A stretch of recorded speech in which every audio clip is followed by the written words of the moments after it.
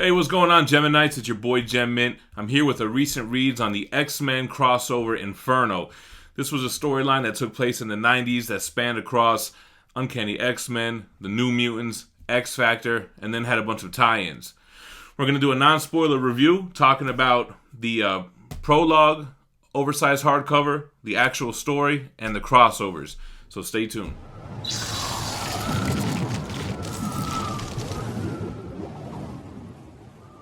Alright guys, so Inferno, man, this was a huge event, and as I was reading this for the first time in these 3 oversized hardcovers, I realized that Marvel's been on the tie-in big crossovers ever since, in the 90s.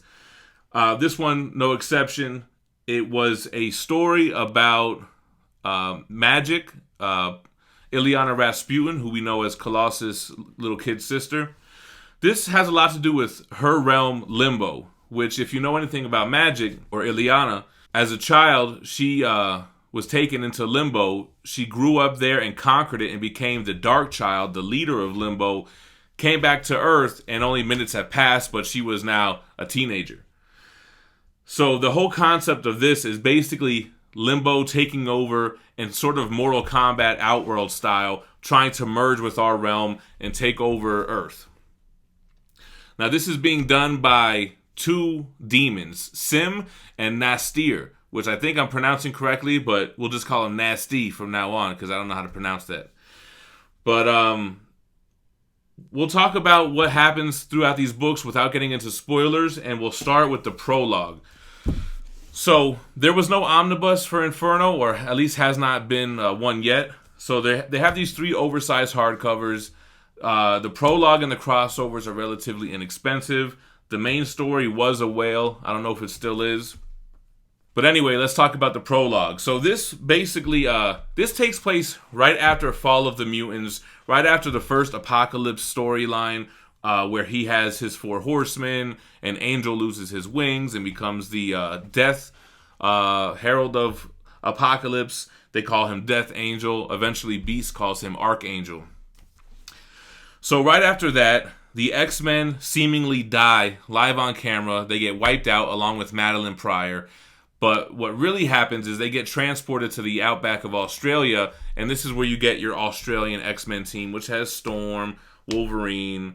They have Gateway gets introduced as their teleporter. You have Colossus and some others. And you have Madeline Pryor, who kind of hitches along. Because at this time in X-Factor, Jean Grey comes back after seemingly being killed as the Phoenix. She comes back, and Cyclops is basically like, peace, Madeline. I'm going to my one and only Bay. And he leaves his son, Nathan Summers, who later becomes Cable, and Madeline Pryor. So she hitches a ride with the X-Men, but she's seemingly dead as well. Because remember, live on TV, all X-Men get wiped out. And that's where we are. So now we have X-Factor, who is basically, in the prologue, dealing with the press. They set up headquarters in one of Apocalypse's abandoned ships, which is sentient and becomes friendly. And they're dealing with a lot of PR stuff. You get a lot of Iceman dealing with the press, and they were kind of boring. The prologue, oversized hardcover, was very difficult to get through, man. It took me like weeks to get through this one book, and single-handedly slowed up the recent reads for the channel. I read the main story and the crossovers much quicker, but this one killed me, man. The X-Factor issues were super boring with all that kind of stuff. There was little to no action. I didn't like how they made Beast. At this time, he's no longer blue and furry, and he gets stronger and dumber as he uses his mutant powers. Then you have the New Mutant stuff. Now, the New Mutant stuff is cool because of the Illyana stuff, but I cannot stand how they wrote those other characters. The New Mutants characters, written by Louise Simonson, it feels like I'm watching, like, Captain Planet, like the kids from Captain Planet, or like Power Pack, which we'll talk about later, or like very 80s young kid team hijinks kind of stuff. Like, it wasn't my thing. It definitely feels like it was geared more towards younger kids, and it wasn't my bag at all, man. I couldn't really get into it. Think like the team from Voltron or from Power Rangers, like that very campy, kiddie teenager stuff. I cannot stand Wolfsbane. She always, every picture you've ever seen her face is like, it's like she's always super depressed. Like I can't get with Wolfsbane, man. So that's what's going on in those three main X titles that they start teasing the Illyana power struggle in Limbo. It all happens because Illyana is distraught over the death of Colossus, of her brother. And also, while she's in Limbo, she knows that her destiny is to become the Dark Child and this big monstrous beast who's going to rule Limbo, which looks badass, by the way. We got to get a panel of that. She doesn't want to become that, so there becomes like this power vacuum where this demon Sim, who you kind of... Well, let me not get into spoilers. Sim starts plotting to overthrow her, and he uses Nasty to go to Earth to enact the plan to bring Inferno to the world. Here's a quick look at the oversized hardcover. You got a cool cover on the front. I mean, it mimics the dust jacket, but the X-Men Australian team. Then you have X Factor vs. Avengers, which, spoiler alert, is not the real Avengers. Let's talk about some other stuff that's in this book, and I'll flip through it from the overlook view for you guys. But yeah, you have some Brood stuff, which happens in the Uncanny X-Force stories, which is okay. It's like a body snatcher story. A lot of kids stuff in here, man. You got those little kid mutants that X Factor has adopted. What is it, Leech and whoever? And X Factor has a team of new mutants themselves with Boom Boom and Richter and this other kid team, man. It's kind of like the prologue felt like a lot of that teen New Mutants stuff, and it just, it doesn't interest me as a grown-ass man. Yeah, so I mean the Uncanny X-Men stuff, when the first stuff in the Outback, they fight the Reavers, which are these cybernetic team of bad guys. That's who was depicted in the Logan movie as the villains. But basically, they take over the Reavers and they use their headquarters. And that's where Madeline Pryor starts getting a little too comfortable with the team, right? She starts being like their oracle and feeding them news from the real world. Yeah, Dazzler and Longshot are a part of the X-Men team. Storm is actually the leader of this team. So in retrospect, a lot of it was cool, but while reading it, a lot of it was a drag, man. New Mutant stuff. The Return of the Brood stuff was whatever. Let's see if there's anything else interesting in the prologue.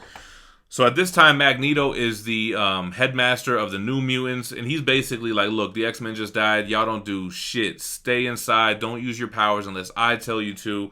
And of course, they go behind his back every chance they get. And Doug, one of the New Mutants, which I'm not really familiar with, he died prior to this book, and they're dealing with the aftermath of that. Magneto's like, see, I told y'all, don't be out there using your powers. There are a couple of annuals from the Evolutionary War storyline. It doesn't collect all of them, though, but I think there's a good amount of them, because it has the New Mutants annual, the X-Men annual, and Marvel Age annual. So you get 3 out of like the 8 or 9 Evolutionary War tie-ins or storylines, and it's boring. I don't even remember how it ties into Inferno. Alright, so that's enough of the prologue. It was a drag, but it sets up Madeline Pryor, and she ends up becoming a big part of the Inferno storyline. It basically puts all the characters in place for the main story. The Inferno storyline, this book only has the New Mutants, X Factor, and Uncanny X-Men issues, along with a 4-part miniseries called The Exterminators, which is basically the X Factor's little team recruits, their version of the New Mutants, broken off into their own little storyline, which is another 80s young kid, goofy kind of thing. Basically, what happens in Inferno, in order for our boy Nastir to enact his plan, they need 13 infants, babies, that have very strong mutant genes. and they need to basically channel them as a pentagram in the sky to do a sky beam in order to help merge the realms. What's cool about the Madeline Pryor stuff here, and I don't really want to get into spoiler territory, but she has a confrontation with Jean Grey. At this point in time, baby Nathan is missing, and in Limbo, they unlock Madeline Pryor's Phoenix powers, her mutant powers. So she gets powers, even though it's found that she's a clone of Jean Grey. She doesn't have mutant powers, but Limbo can transform you into demons. So Sim actually does it and transforms her into the Goblin Queen, which is basically like an evil Jean Grey. So they keep on teasing they're going to light the Inferno. The Inferno is going to begin. So what happens is New York City starts becoming increasingly hot, and then the city starts coming to life because of Limbo, and inanimate objects like mailboxes start attacking civilians, and street poles and buildings come alive, and the Empire State Building starts growing and looking very bionic or organic, and it starts becoming alive. And that's basically what happens during the events of Inferno. Unlike the prologue, the main story and the crossovers don't have a wraparound cover. They just have a black leather book with the gold text. So basically what you have is, these three teams, well, four teams really, the New Mutants, X Factor, X-Men, and Exterminators have to team up together and fight all the demons. Kind of like the Battle of New York with in Avengers, the movie, right? You have this open portal, all these aliens, or in this case demons, are flowing in. So you have the majority of the team fighting demons, and then you have a couple of the core members trying to stop it at its source and defeat the Goblin Queen, Madeline Pryor, Nastir, and save those babies that have this open pentagram in the sky. The highlight of this book as well, I think, is Ileana going full Darkchild, man, and that stuff is pretty cool. We learn of I kind of gave a spoiler a little bit, but you get some Mr. Sinister stuff, and this is where we first find out our hunch was correct, that Madeline Pryor is a clone of Jean Grey, and that's where we start getting the Sinister explaining how he's been manipulating them since day one, and he's been manipulating Cyclops since he was a child, and all these things. So there's not much more to say about the main story. Like I said, it's mostly a battle, so a lot of action, which is completely opposite from the prologue, which was like zero action. So that was very cool. There was this storyline that I couldn't stand with this robotic cyborg called the Nanny, and kidnapping these babies, and it was so like, I don't know, swag. Then you have the Inferno Crossovers. So during this time in the Marvel Universe, this storyline is going on in the pages of New Mutants, X Factor, and X-Men, but it's affecting New York City and all the other titles. So this contains like 3 issues from Power Pack, Avengers, Fantastic Four. It has 9 issues of Spider-Man, which I was like, thank God, give me something I could read. So it has like 3 issues from Amazing, 3 issues from Spectacular, and 3 from Web of. Or 2 from Web of. Has 3 Daredevil issues, some Excalibur issues, and a Cloak and Dagger. Now, when I was first reading the prologue, and I'm like, Manimal, I can't do it, man. I feel like I'm reading Power Pack over here. And then when I picked this up, I was like, oh shit, there is Power Pack issues in here. But not for nothing, the Power Pack issues were dope, man. I think Power Pack did the best job of explaining the effects of Inferno on New York City. And the details and the descriptions that they went into on the hot apartments and the elevators eating people, like The Shining style. Even though like the main characters are kind of lame, like this kid, like Rugrats with superpowers, but it felt very Fantastic Four-ish. It was kind of alright. The Avengers issues were kind of weird. I guess at this time Steve Rogers is no longer Captain America. He's just Captain, which looks like U.S. Agent. He probably becomes U.S. Agent after. Avengers has disbanded, and they end up forming a new Avengers team because of Inferno, which consists of Mr. Fantastic, Sue Storm, Thor, and Captain. Then the Fantastic Four issues kind of deal with the abduction of Franklin Richards from the demons that are trying to hunt down these superpowered infants, or with great potential, great magic in them is how they describe them. They were okay. The Amazing Spider-Man stuff gets dope, because one of the main reasons why I wanted to read Inferno is because I wanted to see Hobgoblin go from being a guy in a mask to a real demon. And that's what happens in these issues. It's dope because you get Amazing Spider-Man issues by Todd McFarlane. You get Spectacular Spider-Man issues by... Dang, I want to say it's John Buscema. And just great Spider-Man art. And we do get to see that Hobgoblin transformation. What the demons do, it's kind of like a zombie. Like, they bite you and you become a demon. So that happened to Hobgoblin. But actually, Hobgoblin went looking for it. He got punked by Green Goblin and Spider-Man. And a very awesome Todd McFarlane issue of Hobgoblin versus Green Goblin. Yeah, the Power Pack had a villain called Boogeyman. That was super whack. But it was okay. It wasn't that bad. Yeah, the Avengers issue have some Kang the Conqueror stuff.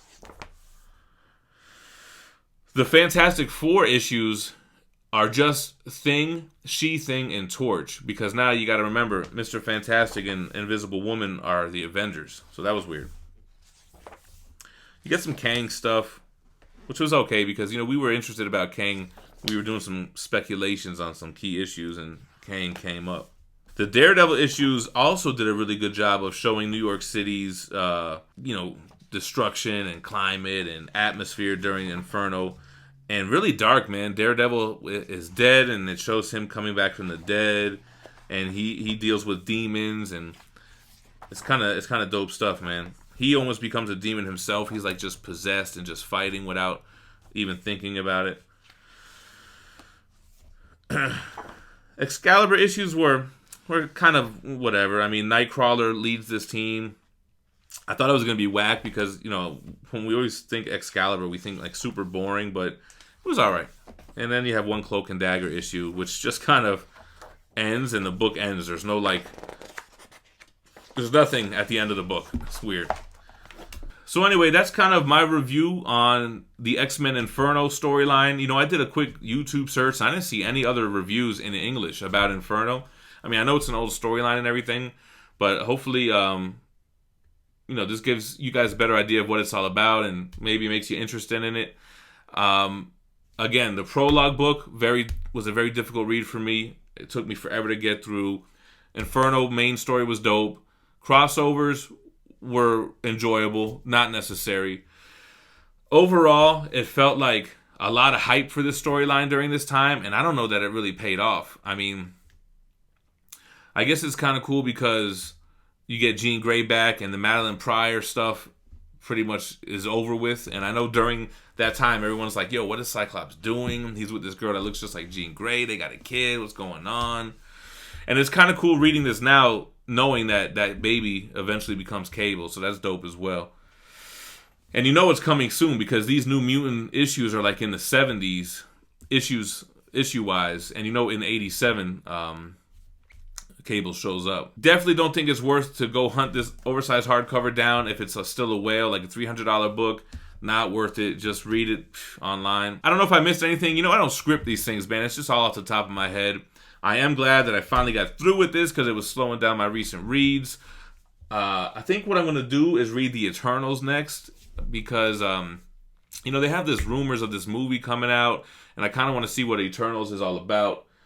And then I'll try not to have the recent reads come out so far apart. I got Manimal reading Six Gun, Transformers, and Hellboy. Like 3 things that are super long stories. I'm like, dang, man, we got to do some more quicker ones in between. So I'll knock out Eternals real quick. And that's everything, man. Let me know in the comments, what are your thoughts on X-Men Inferno, the storyline? I'm sure a lot of you guys already read it. Make sure to drop a like so we can get on that YouTube algorithm, and subscribe to the channel for more daily content, including classic storyline reviews, statue unboxings, hauls, live shows, Comic-Con coverage, all that good stuff. But most importantly, y'all stay minty fresh. Peace.